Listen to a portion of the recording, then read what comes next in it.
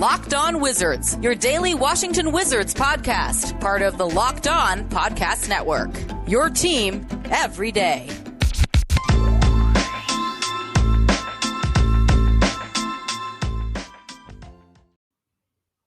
What's good, Wizards fans? Welcome to the Locked On Wizards podcast. Make sure you guys subscribe wherever you can find a podcast. Also, we are now on YouTube. Make sure you subscribe and hit the notification bell. You can follow me on Twitter at EDTOOOFLATT. You can follow Locked On Wizards on Twitter at Locked On Wizards. So today was training camp day 3. I want to get to some reactions. I want to react to Wes Unseld Jr.'s press conference, some news and notes from that, some quotes, and then Kyle Kuzma's presser. And Cory Kispert spoke to the media as well. And I do want to get to, I'm going to finally get to some mailbag questions today. I'm going to do about 2 or 3. And then on the episode on Monday, we'll probably do a part 2. And then Tuesday night, the Washington Wizards finally play a basketball game, preseason basketball, October 5th, Tuesday night. Can't wait. I'm just hyped for preseason basketball. We're talking about preseason. I can't wait against the Rockets at 8 o'clock p.m. Eastern time. That game, right? I was looking at the broadcast schedule. It's so weird. It's not going to be on NBC Sports Washington as of right now. NBC Sports Washington, they will be broadcasting the game on October 9th. I think that's the exact date against the New York Knicks. And, of course, the first game of the season, October 20th, against the Raptors at 7:30 p.m. on a Wednesday night. But just some news and notes again. Important dates coming up for the Washington Wizards. October 1st is the first day that Bradley Beal can sign the extension for 4 years, $181 million. So keep that in mind if he signs it or not. I really don't see him signing that extension. I think if he's going to re-sign with the Wizards, just like Spencer Dinwiddie said, we want him to sign that supermax. That's what Spencer Dinwiddie. That's what one of his goals is for Bradley Beal to sign that supermax, which is, like I said, it's going to be 5 years, $244 million. Bring out the Brinks truck. So we'll see about that. And then October 31st is the deadline for the Washington Wizards to exercise the option on Deni's third-year contract, and then also Rui's fourth-year option on both of their options. Deni's third year and then Rui's fourth year. So just some cleaning notes. House cleaning notes, just so you guys can stay in the know and know what's going on for the Washington Wizards. So, like I said, let's get into some of these quotes here that I thought stood out from Wes Unseld Jr. Ted Leonsis did talk to the team today. Wes Unseld Jr. said Ted Leonsis' message to the Wizards players after practice that they do not just represent their individual selves, but also the organization and the city of D.C. This probably was addressing some of the comments made about the vaccine. Like I said, I'm not going to make this show a vaccine show or anything like that, but it is important to talk about because now, Shams tweeted that players who do miss the games due to the vaccine, they will not get paid for those games that they miss. So it's important. And, we don't want anybody to be misinformed or anything like that. Bradley Beal has his quotes and his beliefs. Other players, Andrew Wiggins, other players are, were questioning the vaccine and had their questions and their doubts about it. Kyrie Irving, of course. Those are some notable guys, Jonathan Isaac and whatnot. Like I said, the COVID, it really hit the Wizards hard. So it hit Bradley Beal hard too. He couldn't even go to the Olympics because of it. So it's just not going away. And that's all I'm going to say about it. But I feel like Ted, not just talking about that, he did address just how the Wizards, off the court as well. Bradley Beal does a lot of great things for the community with the young men. That school, I can't remember. I think it's an all boys private school that he does things with the guys. And then Bradley Beal won the Community Assist Award. Where he was honored on TNT with the NBA awards at the end of the season. I remember that. It was 2 years ago, something like that. So Bradley Beal does great things for the community. The whole Wizards organization, they're always doing things in the community. You can see them in Southeast DC, Northeast DC, or wherever it is, helping out during Thanksgiving and different things like that. So there's no questioning these guys off the court what they do. But Ted Leonsis did want to address that. Just reminding the guys what they say in the media. Definitely spotlights the team, represent not themselves, but the city of DC. So we'll move on from that. But Wes Unseld Jr., just talking about practice today, they did some 5-on-5. You see some clips from Chase Hughes. He tweeted on Twitter. Deni Avdija doing 3-on-3, had an and one. I think it was on Anthony Gill that I saw. I saw some clips on Instagram, Washington Wizards Instagram. Montrezl Harrell was just looking like a dog and a beast. He kind of pushed around Jay Huff, the center out of Virginia, had a nice dunk off of a rebound. And then they showed some clips of Kyle Kuzma as well. But Wes Unseld Jr., practice consisted of a lot of questioning and answering, a lot of Q&A. They did a lot of shooting. We didn't shoot the ball well from three last year, but we do have more shooters on the roster. Davies, of course, Cory Kispert, KCP, Kuzma, all these guys can light it up from the three-point line. Bradley Beal included as well. So we just have more shooting. I think we're going to improve on the three-point line. He said they did one live segment, so meaning 5-on-5, and that they did one live segment of 5-on-5 today. So interesting news about practice. And then Chase Hughes also asked Wes Unseld what made the Nuggets number one in defensive and pick and roll per possessions last year. And basically, they didn't switch. They worked hard. A lot of communication, just holding each other accountable, policing each other, communicating on defense, and moving their feet on defense. And that's something that the Washington Wizards definitely need to improve on, their pick and roll defense. And we have better defenders on the roster this year as well. So we're going to get to Kyle Kuzma's presser, and I want to talk about his role on the roster. Of course, he's going to have, we don't know exactly what time Rui is going to be back. I do believe that it is going to be before the season starts, but with Rui being out, Kyle Kuzma is looking to get more minutes. He probably will be getting more minutes in the preseason, even though, of course, the guys, who possibly will be on two-way contracts or G League contracts, Cassius Winston, Jordan Goodwin, Jay Huff, guys like that, they're going to have to get playing time in the preseason, probably in the third quarter and the fourth quarter, kind of like in the NFL when they put the third string and fourth string guys. Those guys got to get playing time too. So the starters, we'll see how much they play in preseason, or if they're going to play the first and second quarter, and then we see some of the guys who most likely will be in the G League in the third and the fourth quarter. But Kyle Kuzma, I think his role and playing time will go up, of course, without Rui in there. But I do want to see Kuzma start alongside Rui. That's just my opinion. I think both of those wings in there, just being long and athletic and rangy, I think that would be a great starting line, especially defensively. I would love to see it. But Kyle Kuzma has some interesting quotes. I do want to get to that. Before we do get to the mailbag, we'll probably do 2 or 3 questions, and then we'll wrap it up for this week, and then we'll hop back into training camp day 6 or whatever it is. We'll probably preview the Rockets game. But this episode is brought to you by Indeed. General managers ask questions to find the right players, like, do they have ice in their veins? When you're hiring, you can use Indeed assessments to help make sure you find candidates with the skills you need. When hiring gets hard, you need Indeed, the job site that makes hiring incredibly simple. Just attract, interview, and hire. In fact, with Indeed, you can do all of your hiring in one place, even interviewing. Don't just hope your perfect candidate will find you. Indeed's hiring tools help you cut through the noise to hire faster and smarter. In fact, Indeed Instant Match provides a list of quality candidates whose resumes are on Indeed the moment you post a sponsored job. With Indeed assessments, choose from 135 skill sets to help make sure you're finding applications for people with the skills you need. According to Talent Nest, Indeed delivers 4 times more hires than all other job sites combined. Join more than 3 million businesses worldwide that use Indeed to hire great talent fast. Get started right now with a $75 sponsored job credit to upgrade your job post at Indeed.com/hangup. Get a $75 credit at Indeed.com/hangup. Indeed.com/hangup. Offer valid through September 30th. Terms and conditions apply. Or I'm sorry, October 30th. Terms and conditions apply.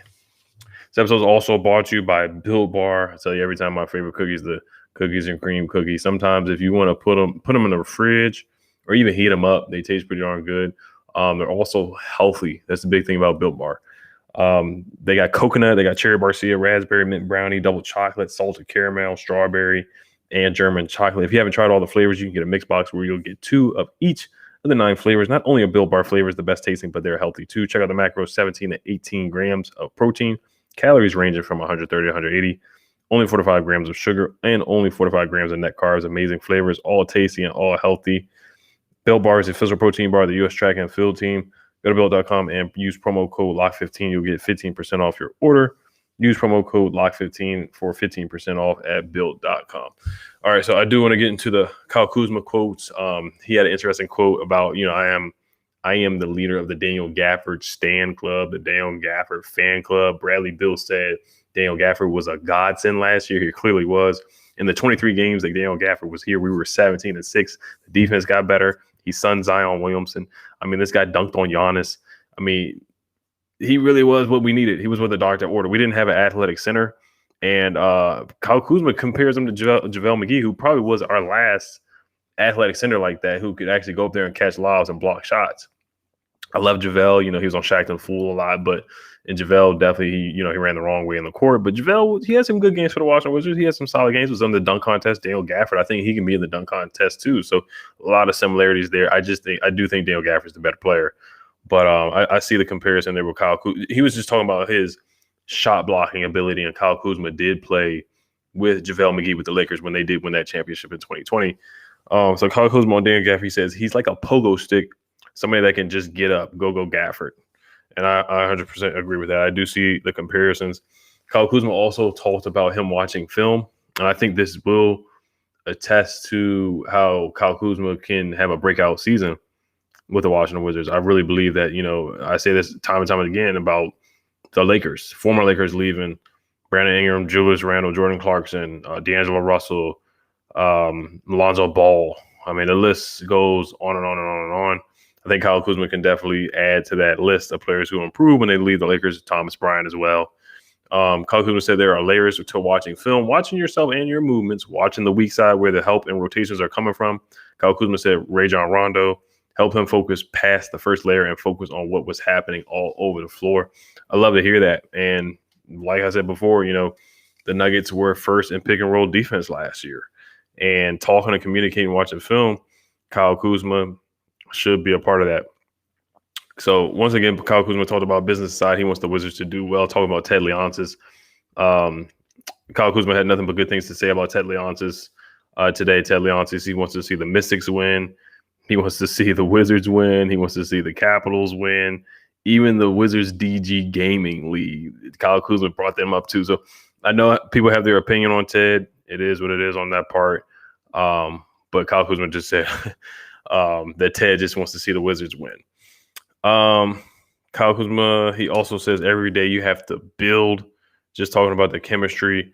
Talking about Bradley Beal, said he's a very good passer. He makes the right play, and that's very important for winning basketball games. So Bradley Beal, he's an underrated passer. He doesn't get a lot of triple doubles or anything like that, but he's a really good pick and roll guy. Like I talked about with him and Thomas Bryant, him and Daniel Gafford, really good at throwing lobs, really good at that pick and roll as well. And then somebody did ask him a question about his role on the roster. That's what I really want to get to. Coming off the bench, somebody asked him his role coming off the bench or starting. Does that change your mentality, whether you're a starter or coming off the bench? So Kyle Kuzma, like I said, I think in my opinion, I feel like he should start. I think it would just be better for the rotation as well. KCP coming off the bench, being that backup guard to Bradley Beal, I think that would really help out the rotation there. But Kyle Kuzma, he just said he doesn't really think about all that. He's just focused on defending positions 1 through 4, being a vocal leader, which he has been so far. You hear Cory Kispert giving him praise about being a vocal leader. And he's just taking the role of being a leader. He's one of the older guys. Even though this still is a young team, Kyle Kuzma is one of the older guys on the roster. So it will be interesting to see his role on this roster. Even if he does come off the bench, if he comes off the bench, he'll get more shots, I feel like. So that's more of a positive. But I feel like at times, Rui, we want him to be more aggressive. We don't want him to hesitate on that 3. And Kyle Kuzma's a guy that's definitely not. There's some times where he was on the Lakers where he didn't see a shot that he didn't like. And there were games where LeBron and Anthony Davis didn't play, and Kyle Kuzma played his butt off and had some of his season highs, 30 points when LeBron and Anthony Davis didn't play. And then, of course, before LeBron and Anthony Davis got there, he was averaging 18 points a game. So I'm very intrigued to see what Kyle Kuzma can do defensively and offensively. He's a fluid player. I mean, he's a hooper. He's a guy that can shoot and put the ball on the floor and is a positive defender. He also talked about offensive rebounding as well, that he's a good offensive rebounder. He did average 1.6 offensive boards a game. And he did mention on media day that he is 6'10". So having a 6'10" Kyle Kuzma at the 3 and a 6'9", 6'8", or Rui may still be growing, a 6'9" Rui at the 4, that's something I would love to see. You see how the Celtics got Jaylen Brown and Jason Tatum. I'm not comparing the two, even though Kyle Kuzma was compared to Jason Tatum in his earlier years. I would love to see something like that where we just have 2 big wings coming from a 3-guard small lineup with guys who are 6 feet, 6'1", going to a lineup where we have guys across the board who are 6'5" or taller, with Bradley Beal and Spencer Dinwiddie being 6'6". I would love to see. That's a drastic change from last year's roster. It would be a deeper roster, a taller roster, and guys who are more mobile, more athletic. And it would be, tougher for the passing lanes. Guys get their hands up, get their hands in the passing lane. So I would be interested to see it. Let's get to Cory Kispert here. But like I said, I think Kyle Kuzma, whether he's starting to come off the bench, I think he's gonna play well this year. I think he can make that leap to 15 to 20 points a game. I could clearly see him averaging 16 a game on his roster this year if everything goes right. Even more than that, maybe 17 points a game.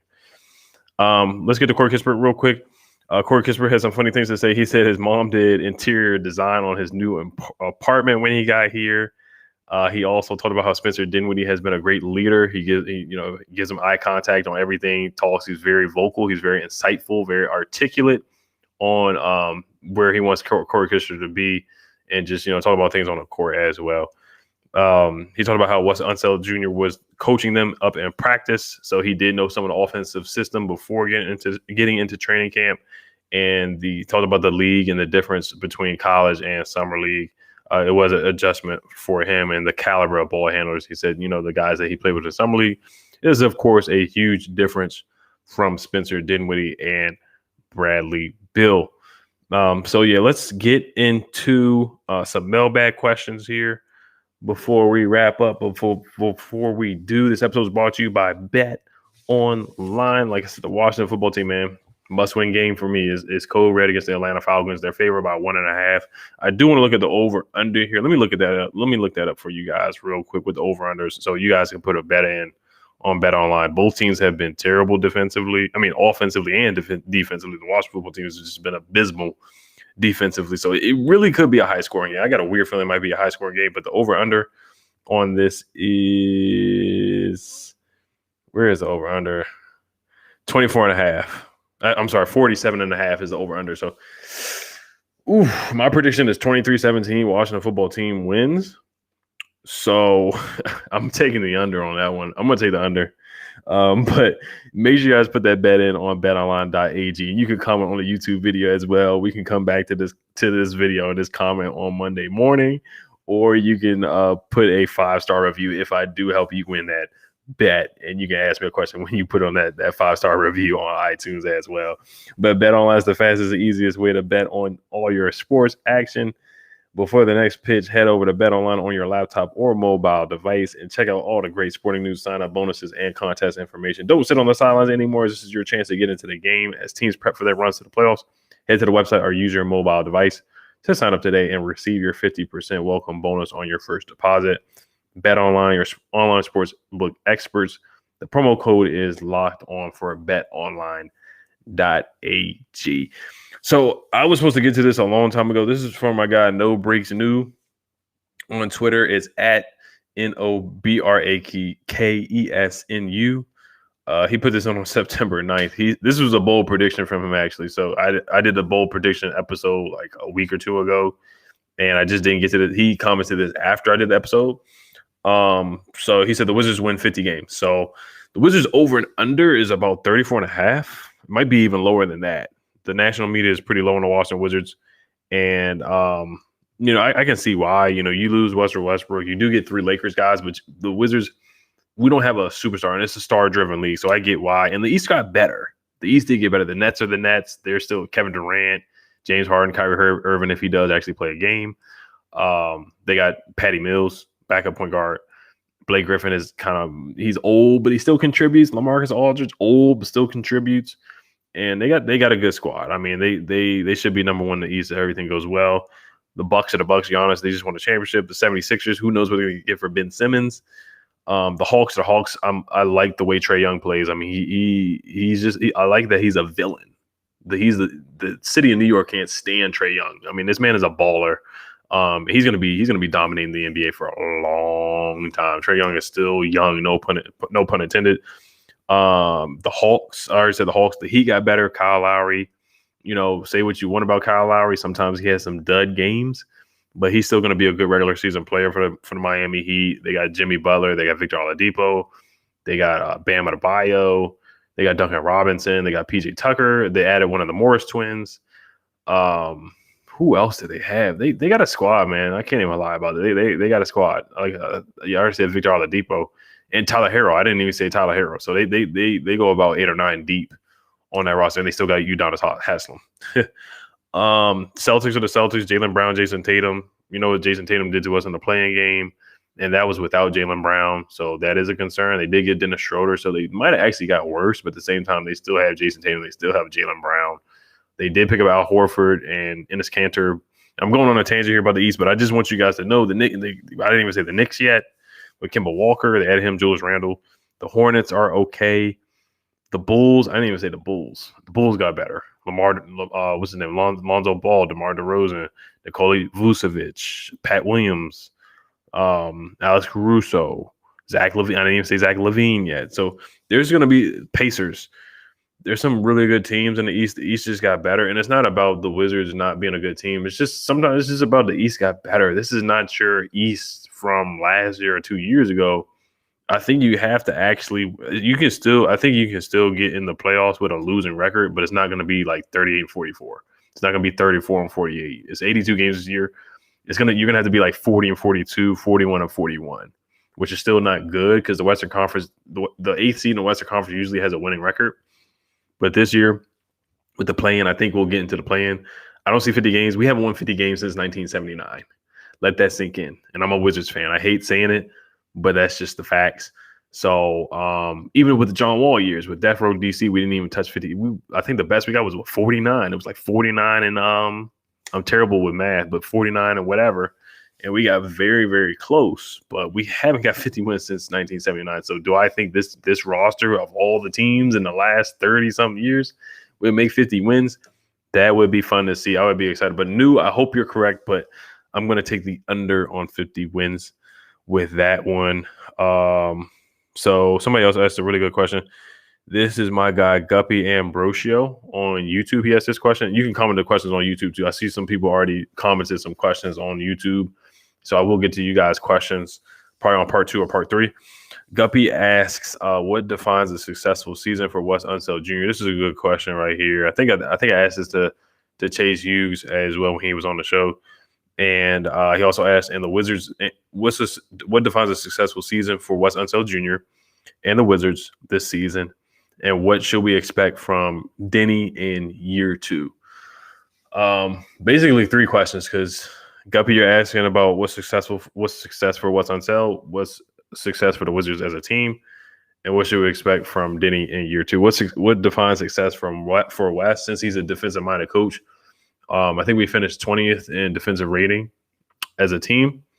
So I want to see a leap. I'm going to see a 5-spot leap.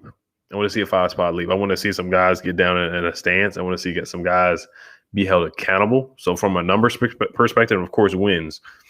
The year we won 34-38. So I'm going to say we were 39-43.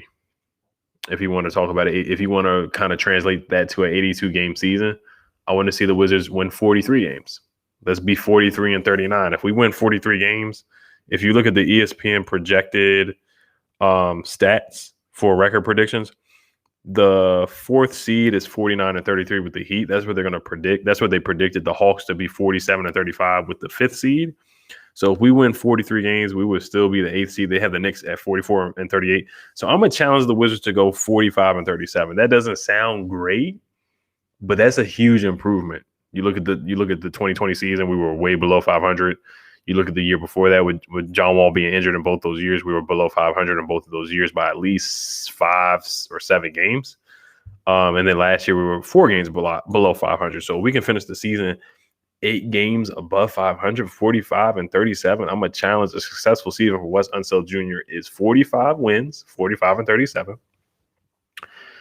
And being competitive, winning the first round or being competitive. It cannot be a gentleman's sweep. It cannot be a 4-1. It cannot be a 4-0. I don't care if you're playing against the Nets or the Bucks. And I understand those are the top echelon teams of the East. Those are championship contenders.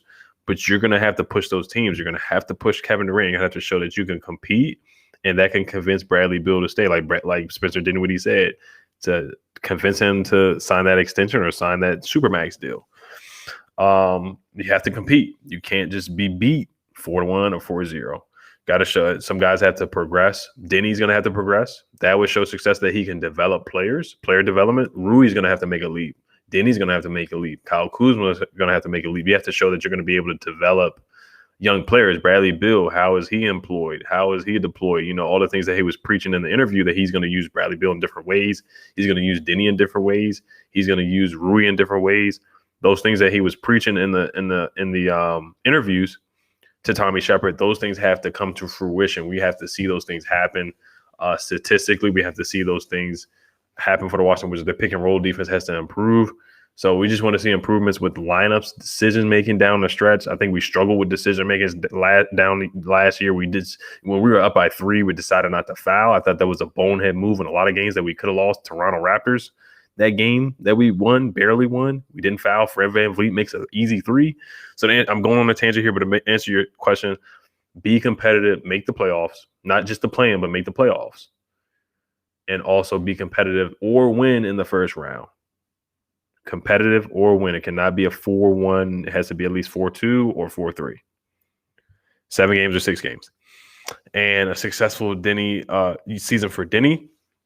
What do I expect for him? I expect him to come off the bench in that playmaker role, that primary ball handler role. I already told you guys some of the stats when Russell Westbrook wasn't in. Not a knock on Russell Westbrook, but, you know, because Deni gave a lot of praise to Russell Westbrook during media day, just talking about how he was a leader and held him accountable as well, made him tougher, gave him some toughness. Without Russell Westbrook, Deni averaged 10 points a game, 6.7 rebounds per game. It was only 6 games for a small sample size, but 2.2 assists per game, 43% from the field goal, from field goal range. 43% field goal percentage, 41% from the 3-point line, and a plus minus of plus 50 when Russell Westbrook did not play in 16. So what do I expect from Deni? I expect 8 points a game, 5 boards a game, and 4 assists. I want to see a 5.55. I want to see him average a 5.55. I think he's capable of doing that. I want to see him improve from the 3-point line. What do I expect from him? I expect, like I said, 8 points a game, 5 boards a game, and 4 rebounds a game. Give me 25 minutes per game. Give me that. That's capable. You're capable of doing that. All you got to do is make 1 3, and make 2 jumpers for me. So 3 plus 4, that's 7.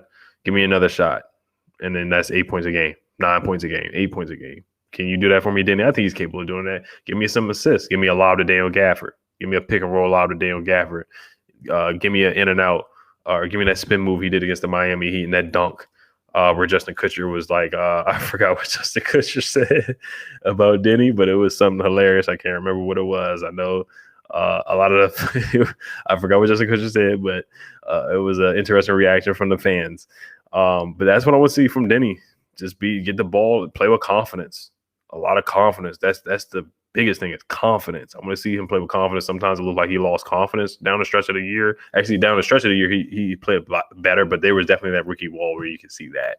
But what I expect 8 points, 5 boards, 4 assists. And I think that's a goal that's seriously attainable for Deni. If he gives me that, I'm happy about that. I'm happy about that. Second year, not expecting 20 points a game or anything like that, or 20 and 10, of course, or 10 and 10 or 10 and 8 right now. But if he can give me 8, 5, and 4, that's solid. He's going to have a couple 5, 5, 5 games and a couple double-doubles as well. So we're going to wrap it up there, guys. Thank you guys for rocking with me this week. Like I said, make sure you guys hop over to YouTube, man. Make sure you guys hop over to YouTube. They got my overlay, the real Ed Oliver. It's looking real official on YouTube. It's looking real official, man. It's going to be lit on these games, too. I can't wait to react to some games. It's going to be a lot of fun. I can't wait. It's going to be a lot of fun. I can't wait. But make sure you guys check out Locked On Bets. Betting on the NFL or NBA doesn't have to be a guessing game. If you listen to the new Locked On Bets podcast hosted by your boy Q and handicapping expert Lee Sterling, get daily picks, blowout specials, wrong team favorite picks, and Lee Sterling's lock of the day. Follow the Locked On Bets podcast brought to you by betonline.ag, wherever you get your podcasts. All right, you guys, hail to the Wizards, hail to the football team. Hopefully get this dub this weekend, man. I'm telling you, I really hope they get this dub. But all right, y'all.